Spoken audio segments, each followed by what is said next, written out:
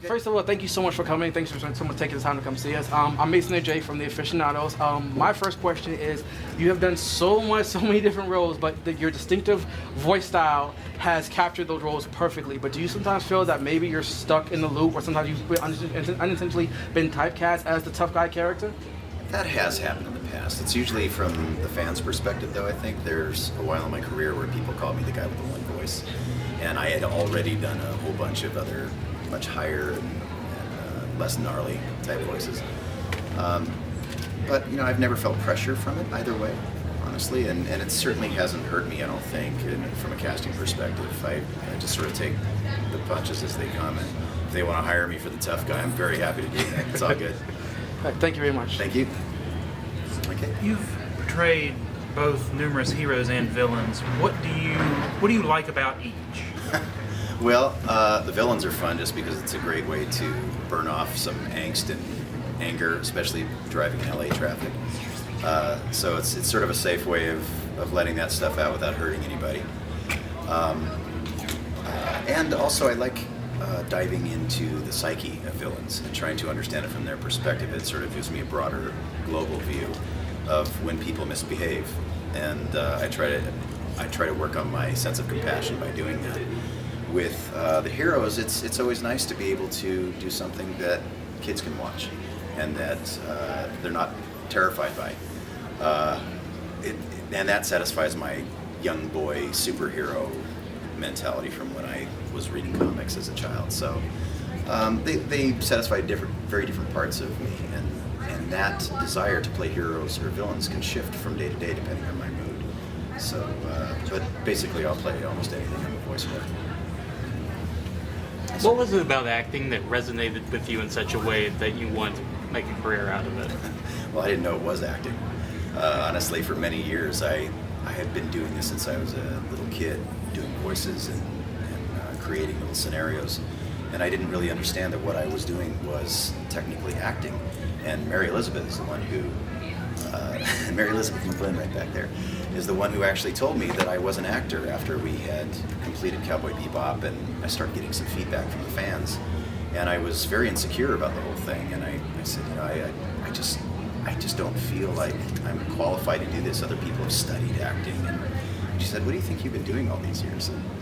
And that's when it sort of clicked for me that, oh, I'm an actor, and maybe I'll pursue that as a profession at some point. But I really didn't even consider it to be a viable option for me. I had all sorts of other careers before this, and I just sort of fell into it. One day I booked a 7-Eleven commercial, and I thought that was it for me.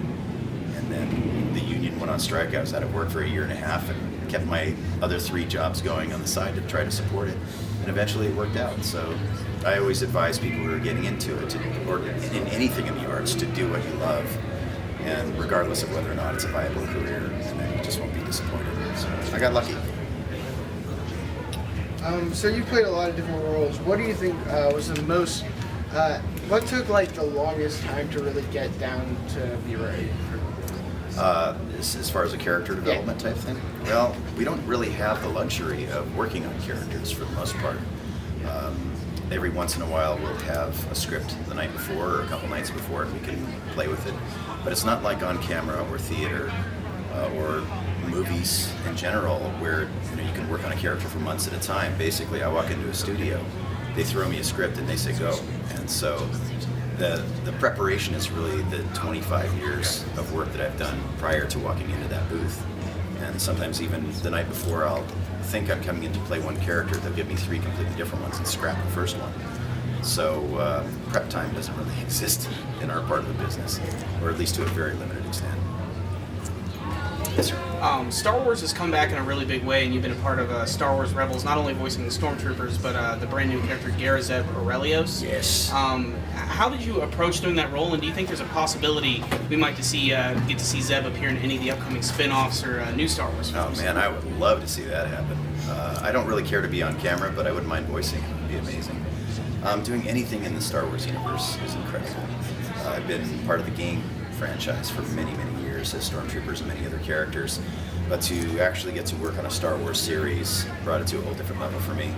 And as a fan of the original franchise, I was there in 1977 when the first film made it to the theaters. I was there opening day. I think I saw it 4 times in a row. I've been a fan all these years, and I was incredibly excited to work on the games. But when I found out that I was actually working on the series, I did a 8-year-old fangirl scream, pretty much. And that has continued internally throughout this whole process. It really is a whole different level of fandom, and I learned so much by coming to conventions and hearing everybody's experiences of Star Wars and how it's affected them. So just to be part of that community is humbling. And as far as how I approach the character, I'm a very organic actor, so I go by either what the director tells me or the description that's put in front of me or a character model.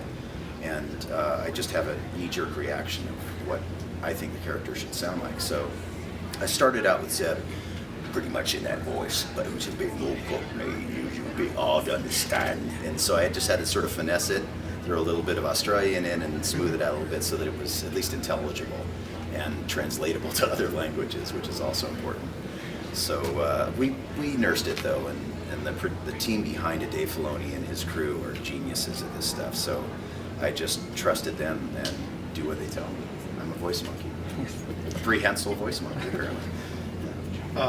You've worked on Tsunami, obviously. Yes. You've been part of that. What has that whole experience been like? I know you're not in control of things, but you've been on the roller coaster of it. I am in control of nothing Yeah. in this universe. Tsunami has been such a huge part of my life. I feel like I've grown up in that universe.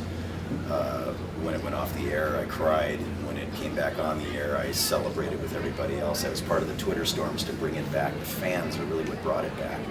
It was my first experience of the power of the fandom to actually bring a show back on the air that had gone off. I was just there this morning at Adult Swim Studios, and we recorded the next upcoming episode of Tsunami. And it was like full circle. Every time I see those guys, it's like coming home and family to me. Some of them I've been working with for years over the phone and I've never met in person. And it's just one of those weird things. Tsunami, I recorded from a remote studio in Los Angeles.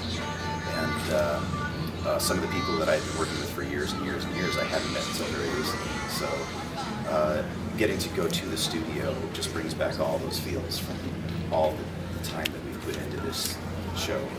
And the love from the fans, just being out here on the floor and hearing how much Tsunami has meant to everybody over the years. We brought anime to now probably a 3rd generation. It's humbling. It's amazing to be part of that. I think we all grew up on that. Yeah, it's pretty. Me too, me included. Yeah. At least emotionally, I was a grown-ass man by the time I was doing it, but I feel like I've grown up in that environment too. Mason. Oh, sorry. I'm so sorry. It's not your fault. Sorry. After playing all these characters, is there one that you feel like you personally relate to the most? I relate to all of them from different parts of my psyche, I think. That could be due to split personality disorder, I don't know. But they all sort of become part of me, I become part of them.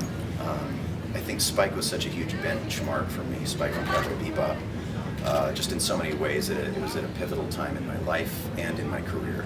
So that's probably the most profound one. And also my partner in life now is the lady who directed the show and also played Julia, my love interest in the show. So life is definitely imitating art. So in the grand scheme of things, I think Cowboy Bebop would probably be the most profound show in my career. But other characters also hold special places for me. Wolverine, for example, I grew up in a comic book environment. My grandfather owned a bookstore. My uncle ran the comic book department. My very first job at 12 years old was sorting comics. So to get to voice an iconic superhero like that is unbelievable. And then there's Amon and now Zeb and Starscream, all these other characters. It's something I never could have imagined doing in my lifetime. So each one holds a very special place in my heart. So, with your villain characters, you're especially known for giving them heart and for using your voice to explore, give them a sense of more motivations beyond just good and evil. But with some of the hero characters like Spike and Mugen that you play, they have a very nihilistic point of view. How do you feel? How do you go about approaching the less traditional, more anti-heroes of your characters? Well, fortunately, most of it's in the writing. I don't really have to do too much other than not screw up what's already put in front of me. So I don't really have to think about that too much, but if it's there on the page, I'm going to go as deep as I can within the parameters of what I'm allowed to do. I love exploring sort of an out-of-the-box perception of the world. That's my favorite thing to do, actually, because it's easy just to go along with the norm. But when you've got a character like Spike, who's not even sure if he's alive or dead sometimes, it's an amazing thing to explore the world from his perspective. It's an interesting thing, and it makes me look at my life too differently. Thank you. Thank you. You spoke earlier about times where you held multiple jobs, like the writer's strike where you weren't able to act for a year and a half. What were some of the things that you did in order to stay positive and stay focused during those times? I kept working, honestly. I kept working. I meditated too. That was a huge thing. I did a lot of personal growth work in meditation, and I still do that now. That really helped me to keep centered and not to give up and not to go crazy, because this business can make you nuts. But I worked. I'm a hard worker. I like to be working all the time, so I would just take on any kind of jobs that I could to sort of keep me moving in a forward direction. And I've had a lot of terrible jobs in my life, but every single thing that I've done has really helped this career. I have experience doing some really awful, weird things. So, and you never know when that's going to come into play, especially if I'm doing like a loop group for a movie or a TV show. They'll say, does anybody in the room know anything about filling fire extinguishers? And I'll go, yep. Anybody know about deskunking dogs? Yep.